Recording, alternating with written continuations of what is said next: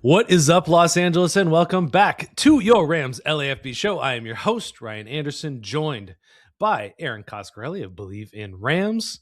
My background is a little different today. What's going on? I'm patching some water damage to my ceiling. Mm. What a wonderful and fabulous and glamorous life I live. But how you doing, Erin? It's been a couple of days. It's been a couple of days. I'm good. I've had a robust weekend. I went to Laguna Beach, family down there for a family member's 70th birthday, my Aunt Nice. Mary. Aw. So fun to get together with the gang. And so You beat the heat out there, or was it just as hot? Yeah, it was warm. It was definitely Yeah. warm.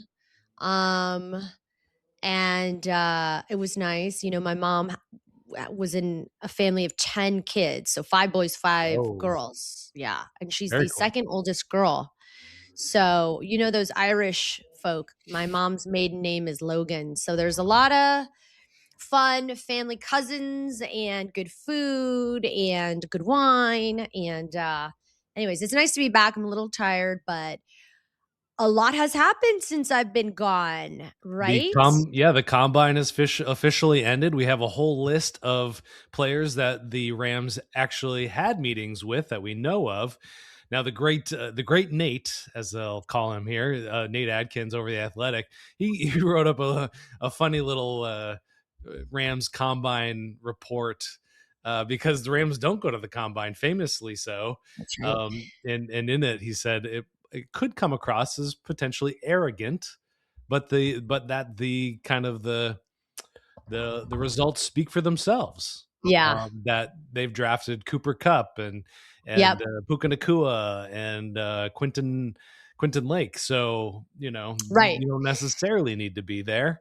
But apparently they still met with some of these guys, but we wanted to hit a few newsy items right off the top.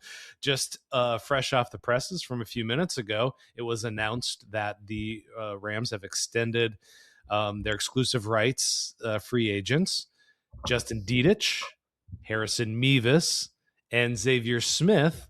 And you had it. You were saying they were all in on Harrison Mevis.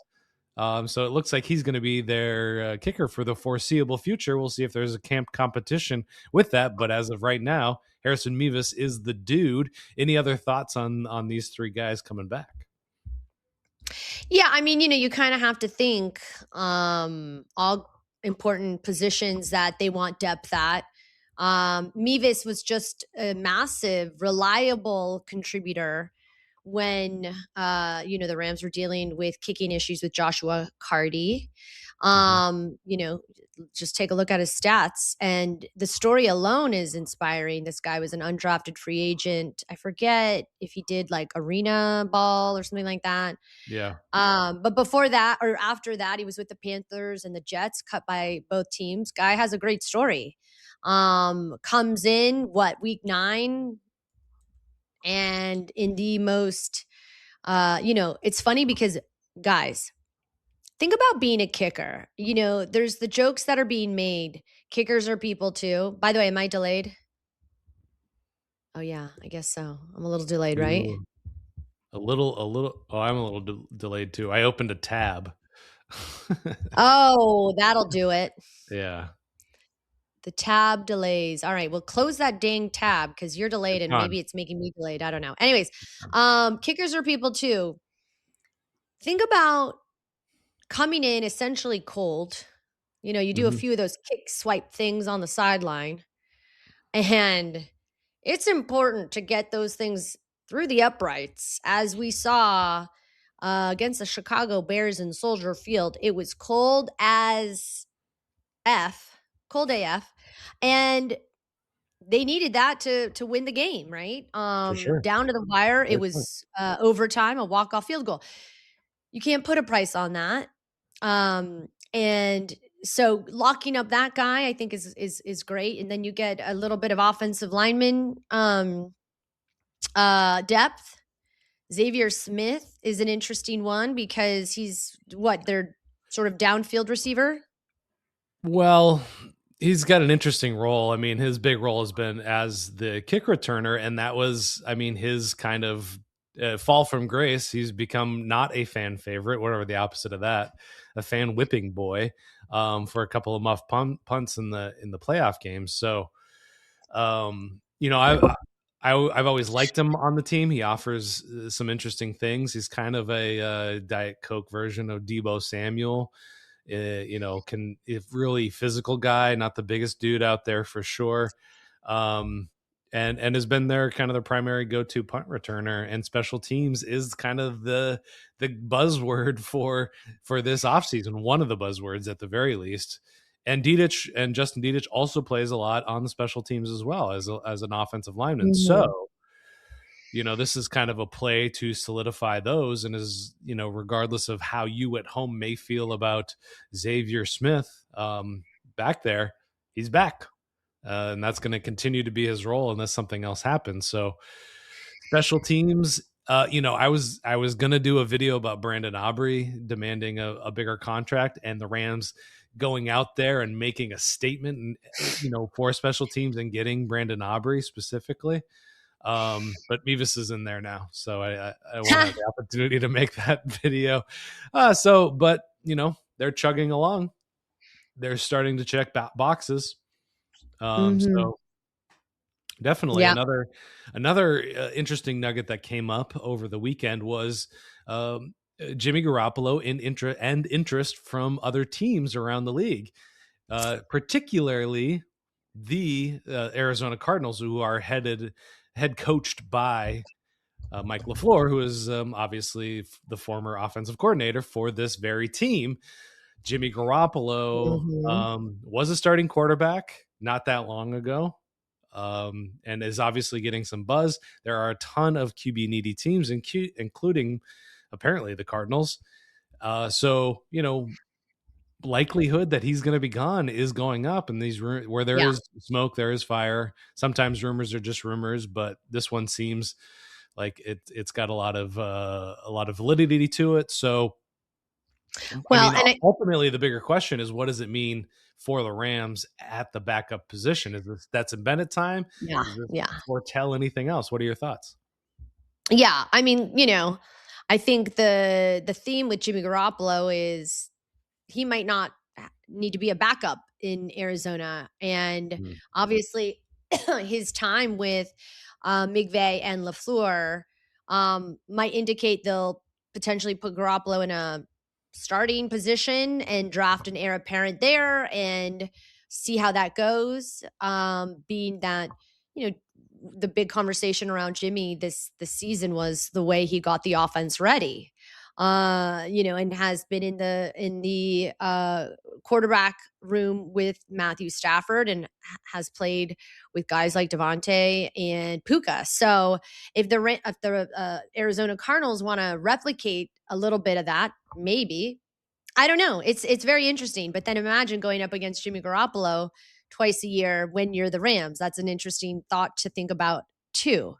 I think it's always about the salary cap and what makes the most sense. And when I first heard about the Jimmy G rumors of him potentially leaving, I thought, well, this means they're gonna go in on a drafted quarterback this year, and the need for a backup might just go to the guy that's in the number 2 position. And why wouldn't it be the guy that eventually takes over for Matthew Stafford? Thoughts? Yeah, I mean, I think you and I are both of the opinion that it is time to start looking for the heir apparent. Now, if that's in the first round with pick number 29, if Ty Simpson is still around, he had himself a pretty good combine.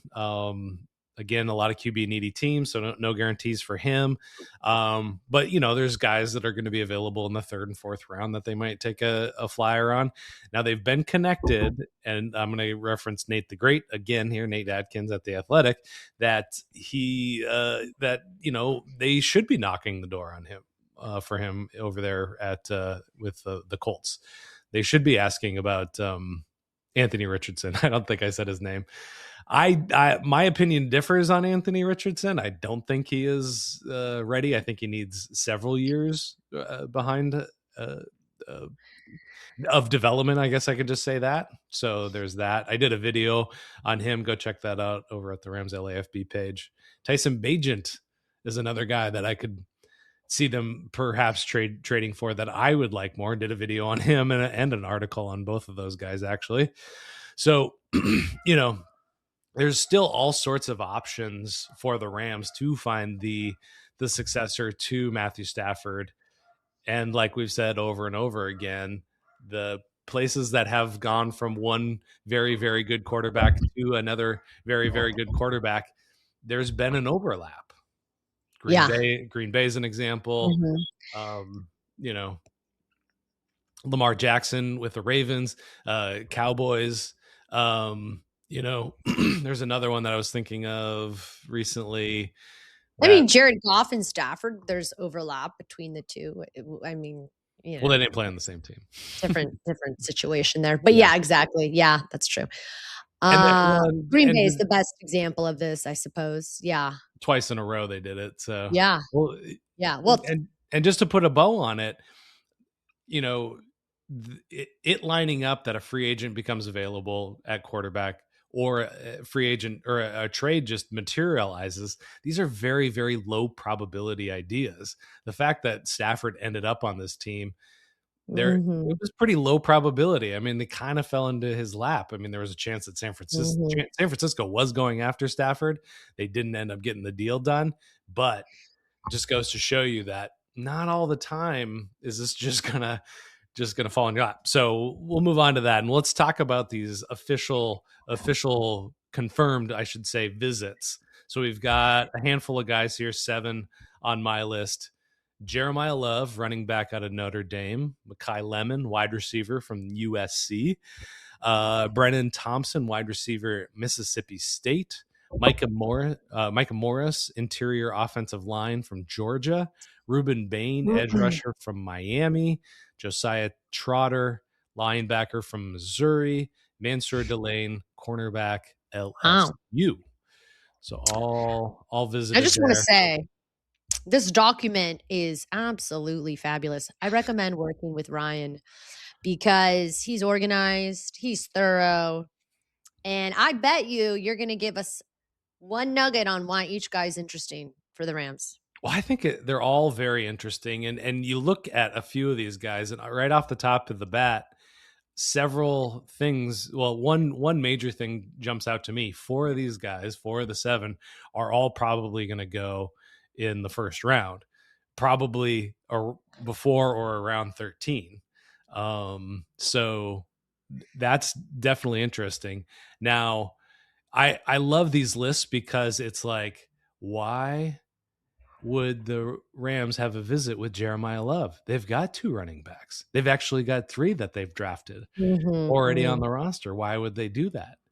And this brings up something that is kind of up my nose constantly about, draft prep people, fans specifically, where I'll throw out, hey, what if Jeremiyah Love is there at 13? What do you think? And that hypothetical just goes out of people's heads. They're like, well, he's not going to be there at 13. So why would, why would the Rams draft a running back? Nobody drafts running backs this high. There's interest there. Yeah. So when we say there, when the rumor comes out that there's interest for Ty Simpson, what does that mean exactly? Are they going to trade up for him and go all out for him? No, not necessarily. But they want to get in touch with this guy and see exactly, what's this guy made out of? There's all sorts of things you can learn from the interviews and the medical process. So that out there. Let's just start with Jeremiyah Love. He told Rich Eisen that he had met with the Rams. He had an incredible 40 time, 4.36. He's 6 feet tall, 212 pounds. So he would automatically be the biggest running back in the backfield for the Rams. And he's bigger than Jarquez. He'll be about the same size as Jarquez for sure. Interesting comparison here, given his size. Jahmyr Gibbs, who's 5'9" and just over 200 pounds, is Lance Zierlein's NFL comparison. So Oh, cool. Yeah. Yeah. Well, I mean, look, there's a lot we can, dramatize with all of this, which is what we do here as media. We love to make a mountain out of a molehill. But if we want to do that right now, this could mean several things. Which one could be, do they want to add more depth to the running back position? Are they not happy with Hunter's development? We did see Blake Corum kind of slowly evolve. Last year he became much more involved, obviously, this season. So maybe it's just what they do when it comes to the running back position. I'm just curious what this says in the event we want to dramatize things about Jarquez. The other thing that I think is interesting about this, and the other thing it could say, is pivoting to a much more run-heavy offense to obviously offset the age of Matthew Stafford and diversify the offense, give it a bit more of a balanced attack. Running the ball in certain situations. You and I have conversed, like, why would they not have run in certain situations? Why would they have thrown? So there's a bevy of different, I like to use the word bevy, different ways we can go here. But what do you think? I think he's just a really, really good player that if by chance he falls to 13, they want to know if they should scoop him up or if they shouldn't. This game is about players. I mean, they're the ones that execute the plays, and when you can get a really good one like Jeremiyah Love, that means you can then move on from Blake Corum if you want to trade him. It gives you some maneuverability there. So yeah, I don't think they're probably going to draft another running back just because that's always how it goes. So I think, I don't think realistically, I don't think he's going to go that far. But interestingly enough, they did meet with him. I think that's the biggest news out of there. Next guy I wanted to jump to was Mansoor Delane, via Ryan Fowler of the Commanding the Huddle. I'm guessing that's a website. He's the one that reported this information. Mansoor didn't compete in any of the combine drills. He's compared by Lance Zierlein to Quinion Mitchell. And this is another one, obviously a position of need. Obviously a really good guy. The biggest question with him is he going to be around even at 13? On Dane Brugler's top 100, he's number 7.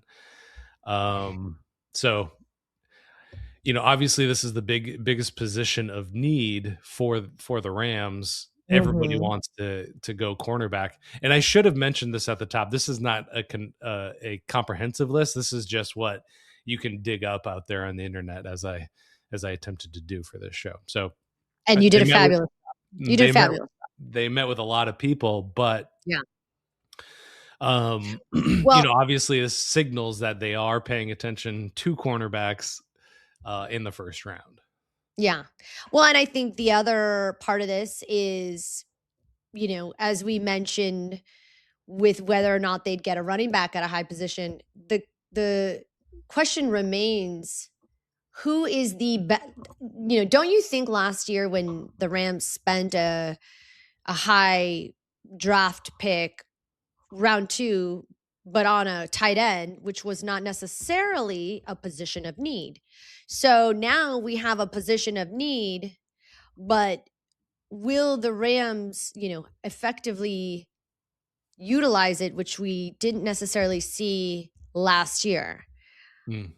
Everyone wants to know, to me, why not, even in even before the trade deadline, why not boost their secondary and get somebody shut down version, which, look, if it were to work out and the Rams win the Super Bowl and go to the Super Bowl and they win, they'd be considered geniuses on a very affordable roster for the defense. I want to say the roster was like the second cheapest defensively among the NFL, if I remember that correctly. So if it works out, they're brilliant and they're geniuses. And if it doesn't, then these are the questions we ask. At what point in the draft does cornerback, which is certainly a position of need, do they expend that one of 2 first-round picks? Yeah. You know? Yeah, it's an interesting one, and I think when you're sitting at 13, the calculus should change for you, because that puts you in position to go get a guy, let's say like Jeremiyah Love, who is I wouldn't say a generational talent. We'll see what happens, but everybody's super excited about him. So it puts you in a position to participate in that, and the Rams haven't been this high since going back to Jared Goff. They haven't been this high in the draft. So they've that's their right. draft process, everything that we know about their draft process right now, we kind of have to throw it out the window for specifically 13, because we don't know how they approach that. I think they should just go out and get the best player regardless of position. Right. But that's the question.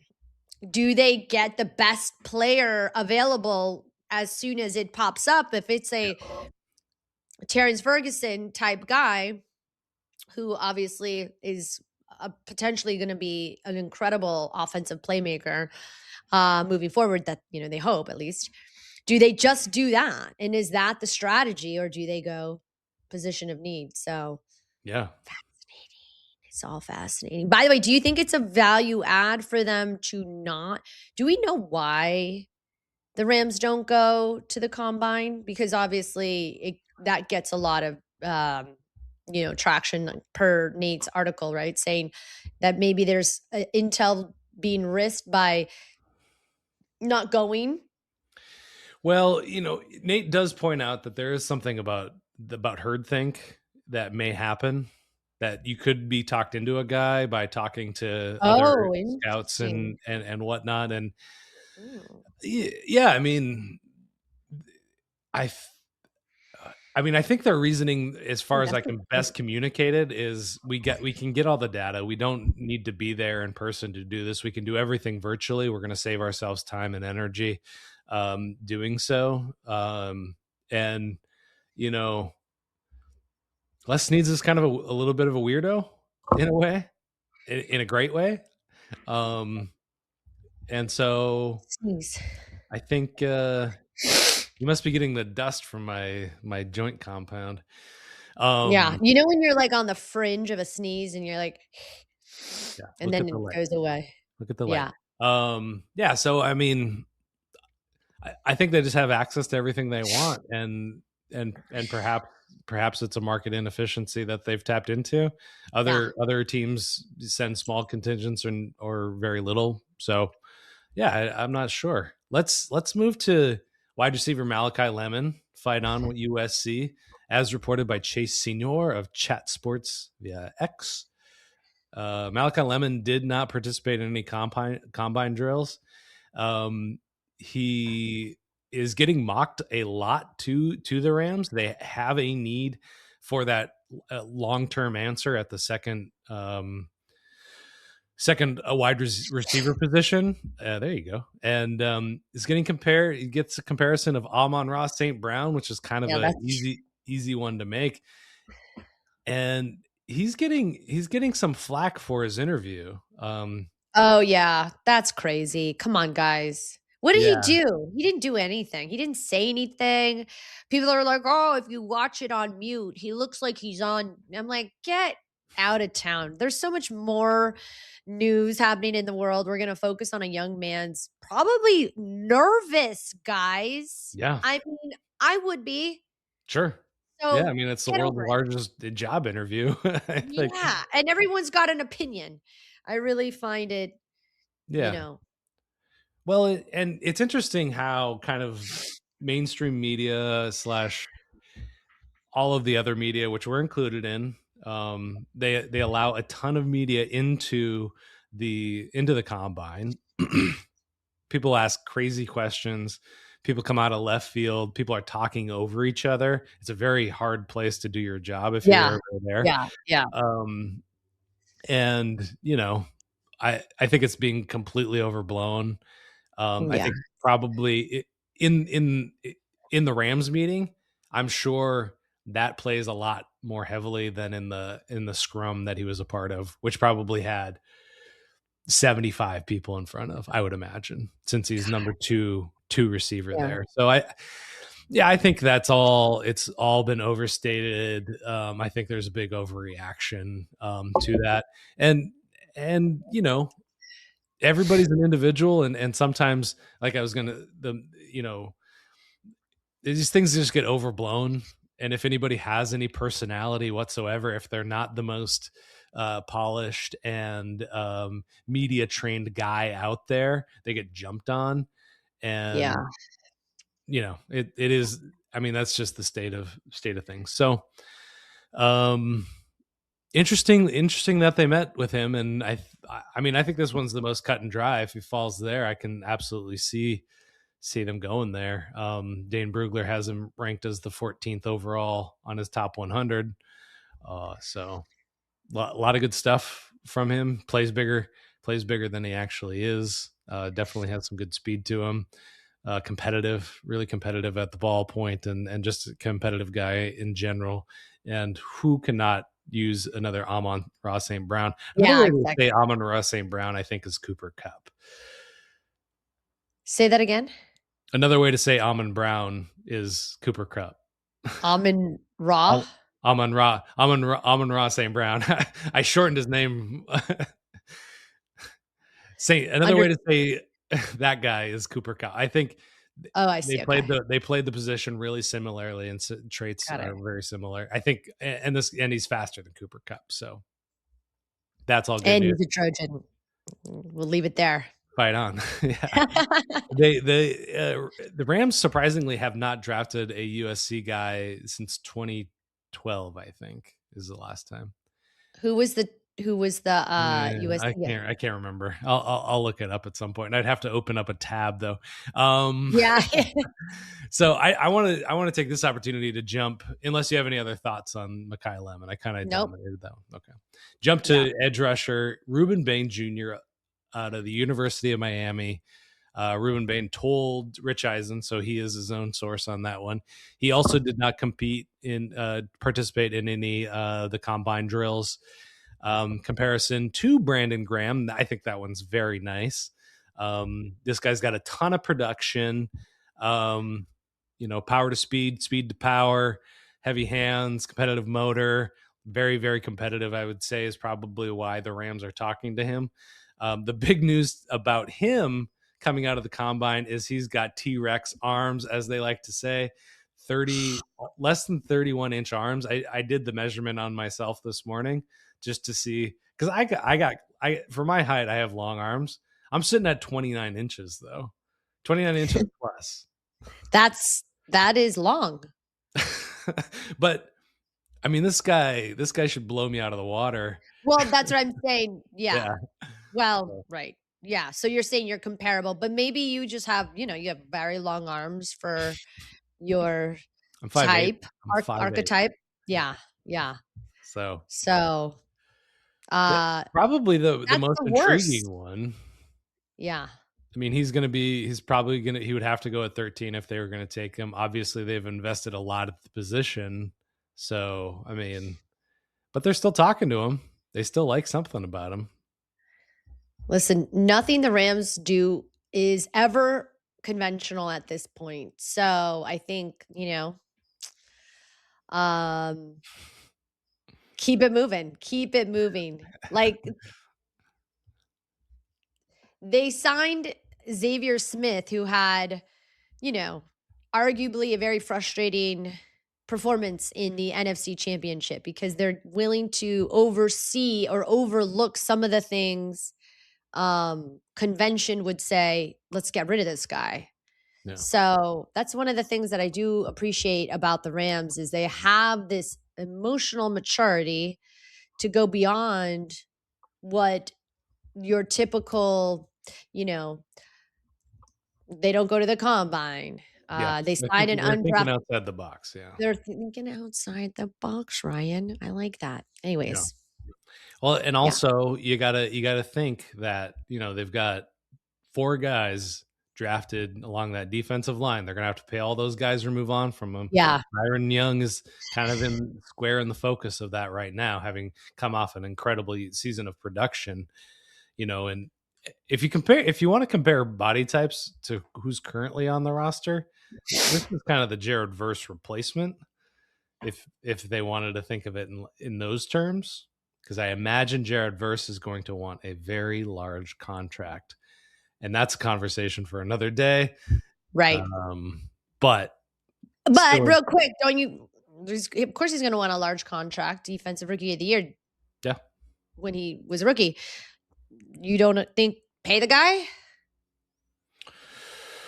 Well, let's see how he does. Let's see how he does. I mean, he gets lots of pressures. He doesn't get a lot of sacks. And the way I started thinking about it is none of his coaches are going out there saying like, you know what, like pull up, don't get the sack, just get the pressure.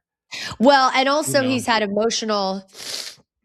he's also been criticized for his emotional passion. And, you got to think about the guy's young.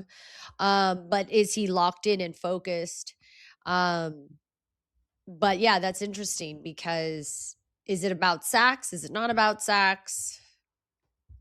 Yeah. And I mean, ultimately, you have to get better at the position. Ooh, zing. I mean, you're saying he had he had a little moment of regression. Look, here's what's interesting. Don't you find it fascinating if you're Jared Verse and you've had to come in and essentially be the chosen one to replace an Aaron Donald, and then also hearing you're not Aaron Donald all the time? I mean, I always got to go the emotional. That's a really great point. Yeah. Yeah. I sense that, and I'm in the building. This guy is so talented. He really is. But to be compared, it's almost like, you had like Elvis Presley as your dad, and then you try to become a singer. It's like, oh, like no one can compare to Aaron Donald. Yeah. But you can still have talented people in the building. And I think I don't live inside Jared Verse's head, but I'm willing to bet that those were the conversations that were being had as a rookie for him, as a rookie, and then last year, and a very talented, strong, scary guy. But when you're, the heir apparent or the replacement for Aaron Donald, I just wonder. But it could be a number of reasons. He really had such a great rookie year. Mm-hmm. So it's interesting to hear you say this. That's my long-winded point I was trying to make. Yeah, and by get better at the position, I mean not necessarily they have to replace Jared Verse. I don't necessarily think that, but I think that edge rusher is one of the best, or is one of the most valuable positions on a football field after quarterback. Definitely, probably number 2, maybe number 3. We could make that argument, but like it's got to drive. It's got to be game changing. It has to, that's not just an indictment of him. Every team constantly should be trying to get better at that position. Yeah. So just to clarify that. Now we'll move on to linebacker. How many more guys do we have? We've got 3 more guys. Okay. Josiah Trotter, linebacker, Missouri. Jackson Durham of Chat Sports was the guy reporting on that one. Comparison to Nick Bolton, which is fine. I would say interesting thing about keeping an eye on linebackers is how much does this team actually value this position? Because that's been kind of the big talking point around this team.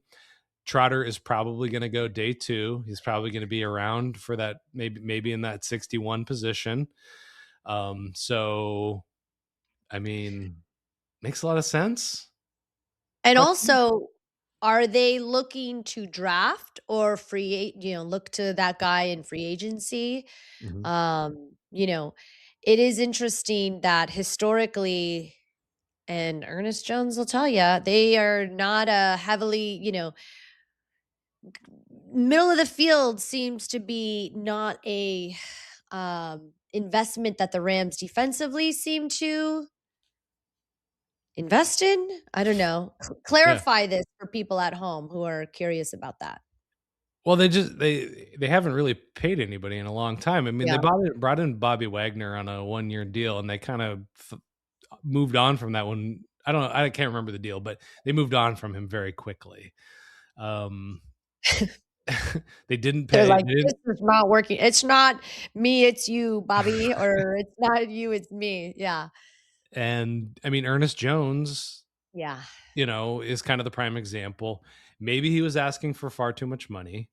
Maybe there was some injury history that was playing into their decision there. There's some caution around that. But they decided not to pay him. That was ultimately it. And they went, they Christian Roseboom and Omar Spates held it down there in 2024. And then they brought in Landman and they paid him a larger contract, Landman, but they've kind of been just kind of floating this position along, filling it in here and there, relying on rookie contracts and cheap free agents. So do they change their stripes and grab a linebacker?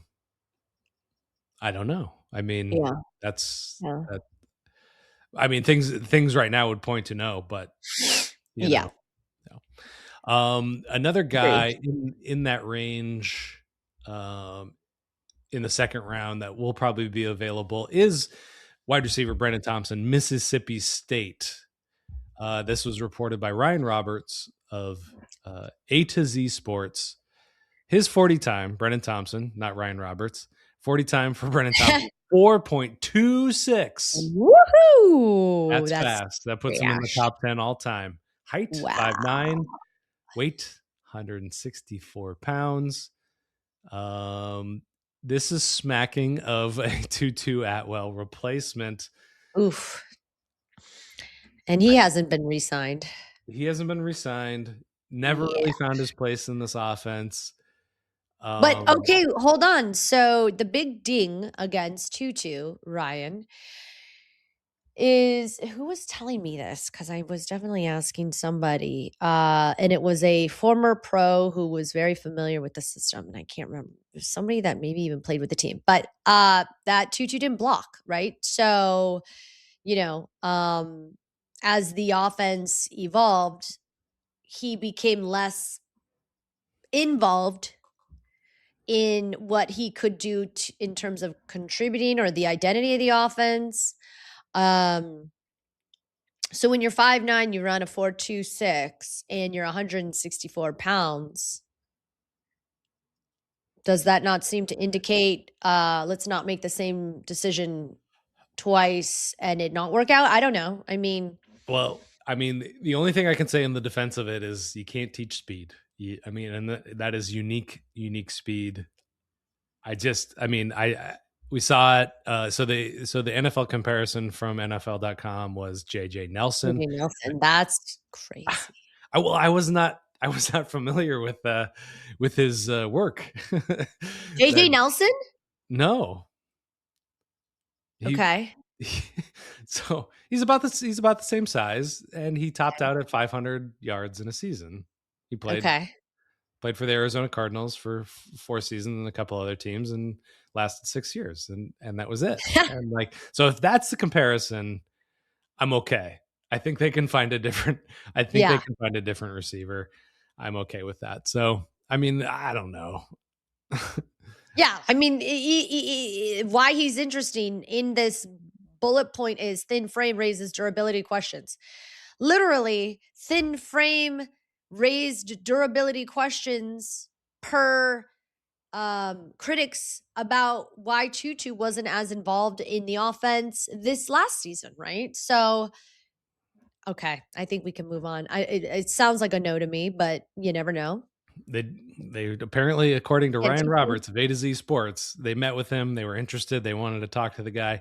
Route tree is also developing, and I just want to point out with guys like that in the college game that are just speedsters, they just put them out there and they run go routes. They run, post routes. Not a lot of experience there.